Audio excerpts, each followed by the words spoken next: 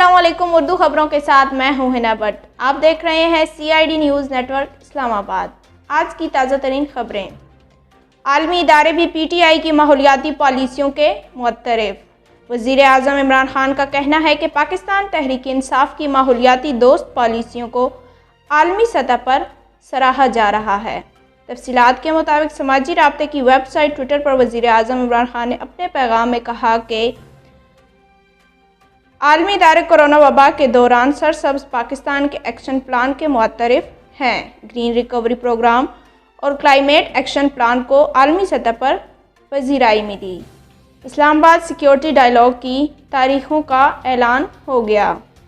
قومی سلامتی ڈویژن 17 مارچ سے سیکیورٹی ڈائیلاگ کا انعقاد کرے گا۔ افتتاح وزیر اعظم عمران خان کریں گے۔ دوسرے روز army chief general Qamar Javed Bajwa مہمان خصوصی ہوں گے۔ رواں سال کی بڑی کارروائی، تاجر سے 59 لاکھ روپے لوٹنے والے ملزمان گرفتار۔ ڈسٹرکٹ سٹی پولیس نے رواں سال کی سب سے بڑی کارروائی کرتے ہوئے 59 لاکھ روپے لوٹنے والے ملزمان کو دھر لیا ہے۔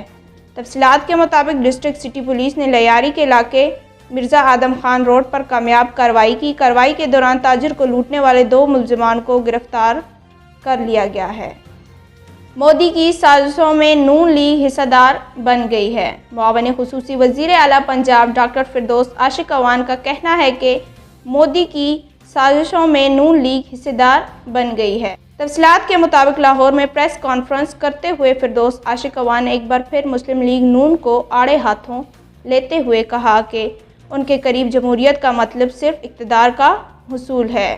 نون لیگ قومی اداروں کو مسلسل نشانہ بنا رہی ہے۔ نون لیگ کو جمہوریت اس وقت چاہیے جب یہ اقتدار میں ہوں۔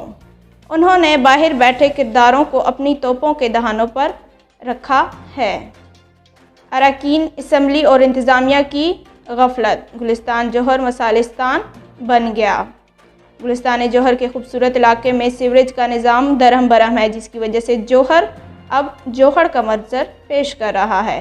تفصیلات کے مطابق حکمران جماعت کے رکن قومی اور صوبائی اسمبلی نے الیکشن سے قبل گلستان جوہر کی عوام سے بڑے بڑے وعدے اور دعوے کیے، مگر انتخابات میں کامیابی کے بعد علاقے کی عوام کو بھول گئے اور اب گلستان جوہر کا کوئی پرسان حال نہیں۔